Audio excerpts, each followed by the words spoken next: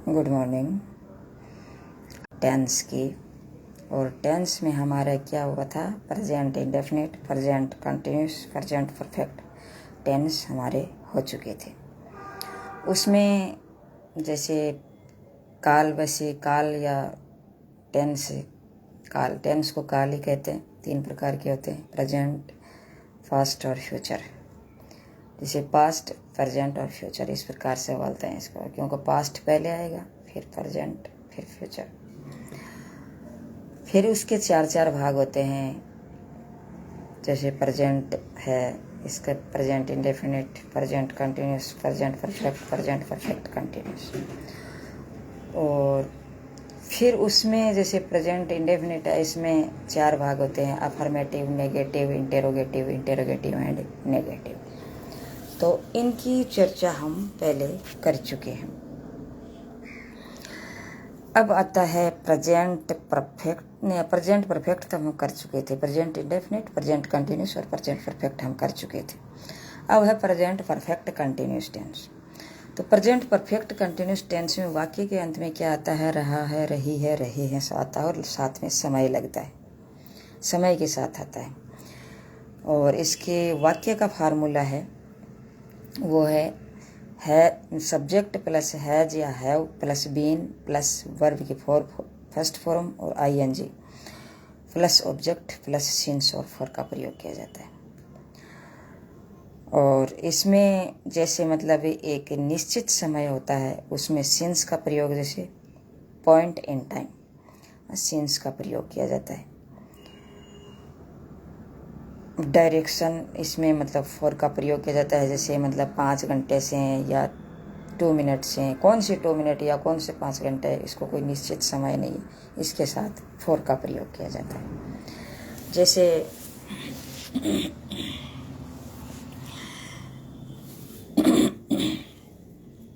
जैसे मतलब मैं 2018 से यह किताब लिख रही हूँ, तो I have been writing this book since 2018। दूसरा वाक्य लेते हैं, जैसे वह 2 घंटे से इंतज़ार कर रही है, तो सी हैज बीन वेटिंग। अब आएगा फॉर, क्योंकि 2 घंटे से, कौन से 2 घंटे ये पता नहीं, निश्चित नहीं है, तो इसके लिए फॉर आएगा, 2 आवर्स। नेगेटिव में क्या होगा? वह 2 घंटे से इंतज़ार नहीं कर रही है, तो she has not been waiting for 2 hours. Interrogative में क्या होगा?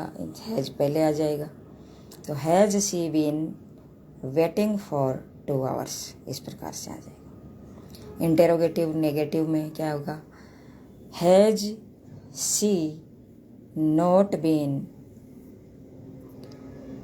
वेटिंग फॉर 2 आवर्स, इस प्रकार से होगा। और पास्ट परफेक्ट कंटिन्यूस टेंस में क्या होगा?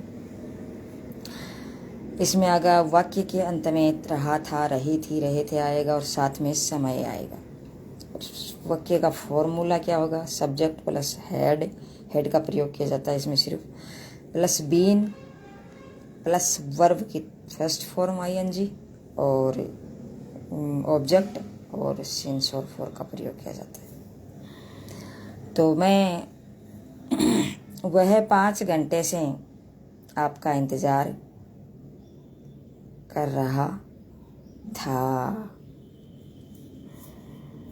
तो he had been waiting for you since 5 o'clock। इस प्रकार से इस वाक्य बनते हैं। और जैसे मैं 2 साल से अंग्रेजी पढ़ा रही थी, I had been teaching English for 2 years। मतलब ये 2 साल से, मतलब ये 2 साल से, कौन सी 2 साल है ये निश्चित नहीं है, इसलिए इसके साथ में फॉर का प्रयोग है। और 5 ये 2018 से लिया था, ये सिंस का आएगा यहाँ, क्योंकि ये निश्चित समय है। नेगेटिव में इसमें क्या होगा, नेगेटिव में होगा कि वह 5 बजे से आपका इंतज़ार नहीं कर रहा था, वह 5 बजे से आपका इंतज़ार नहीं कर रहा था। तो क्या होगा, he had not been waiting for you since 5 o'clock।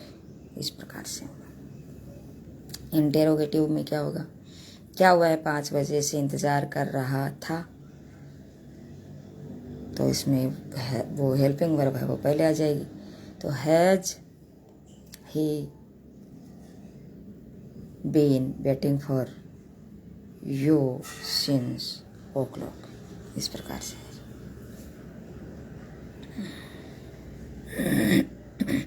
Interrogative negative में क्या होगा, इंटेरोगेटिव में नेगेटिव में मतलब क्या वह 5 बजे से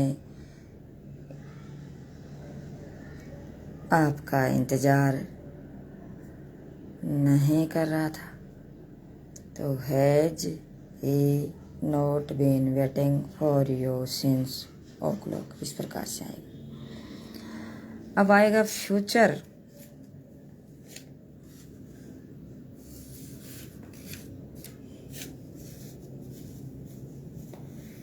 परफेक्ट कंटिन्यूस, तो उसमें भी क्या होगा, वाक्य रहा होगा, रही होगी, गागेगी, मतलब लास्ट में आएंगे। और उसमें पहले सब्जेक्ट होगा, वाक्य का फार्मूला, और समय तो देखो साथ में रहेगा ही रहेगा। समय में सिंस फॉर का प्रयोग तो सभी के साथ में होगा। जहाँ कंटिन्यू परफेक्ट कंटिन्यूस में सिंस और फॉर का प्रयोग प्रेजेंट में भी होगा, पास्ट में भी होगा, फ्यूचर में भी होगा। और फ्यूचर में जैसे ये वाक्य होगा, जैसे सब्जेक्ट प्लस शैल या विल हेल्पिंग वर्ब का प्रयोग होगा, साथ में उसके हैव लगेगा, उसके साथ में बीन भी लगेगा, तो विल या शैल हैव बीन लगेगा और आईएनजी फॉर्म लगेगी, उसके साथ में फर्स्ट फॉर्म होगी और फिर सिंस और फॉर का प्रयोग किया जाएगा। ऑब्जेक्ट और फिर सिंस और फॉर का प्रयोग किया जाएगा। मतलब सब्जेक्ट, ये वाक्य का फॉर्मूला क्या हुआ, पहले सब्जेक्ट है, और आजकल ज़्यादा सेल और विल है, इसमें सेल का प्रयोग नहीं करते हैं। विल को मॉडर्न इस इंग्लिश में सेल विल का ही प्रयोग किया जाता है। तो वाक्य का फार्मूला होगा, पहले सब्जेक्ट होगा, फिर सेल या विल होगा, उस फिर हैव होगा, फिर बीन होगा, फिर plus ING form first form होगी, वर्ब की फर्स्ट फॉर्म के साथ आईएनजी लगेगा, और फिर ऑब्जेक्ट होगा, और फिर सिंस और फॉर का प्रयोग होगा, समय का साथ में प्रयोग होगा। इस प्रकार से ये किया जाता है। तो नेगेटिव, जैसे साधारण वाक्य में पहले सब्जेक्ट लगा दिया, फिर विल या सेल का प्रयोग होगा, फिर हैव हो गया, फिर बीन हो गया, और फिर आईएनजी फॉर्म, और फिर सिंस फॉर का प्रयोग। नेगेटिव में जैसे आई करता है, विल और सेल लग गया, और उसके बाद में नोट का प्रयोग आ जाता है, फिर हैव बीन, इस प्रकार से होगा। इंटेरोगेटिव में विल या सेल है वो कर्ता से पहले लग जाएंगे, और कर्ता के बाद में हैव हो जाएगा, और फिर बीन होगा, और फिर आईएनजी फॉर्म लग जाएगा, फिर सिंस और फॉर का प्रयोग हो जाएगा। और इंटेरोगेटिव एंड नेगेटिव में, इंटेरोगेटिव में पहले सब्जेक्ट हो जाएगा, पहले सेल या विल का प्रयोग होगा, फिर सब्जेक्ट होगा, फिर नोट का प्रयोग होगा, फिर हैव का प्रयोग होगा, फिर बीन का प्रयोग होगा, फिर बीन के बाद में आईएनजी फॉर्म, वर्ब की फर्स्ट फॉर्म के साथ आईएनजी लगेगा, और फिर उसके बाद में सिंस और फॉर का प्रयोग किया जाएगा। इस प्रकार से ये वाक्य बनते हैं। और फिर से मैं जैसे अब आगे आपको सारे जो टेंस हैं उसका फॉर्मूला है वो, मतलब ये लास्ट में सुनने वगैरह है, जो मतलब एक समरी के रूप में सारे बताने का प्रयास करती हूँ।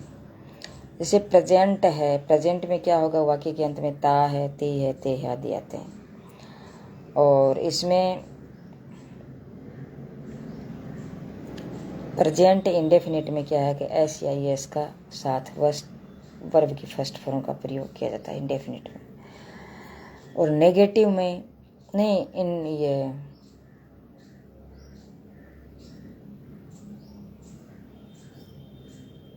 हाँ ये इंडेफिनिट में। और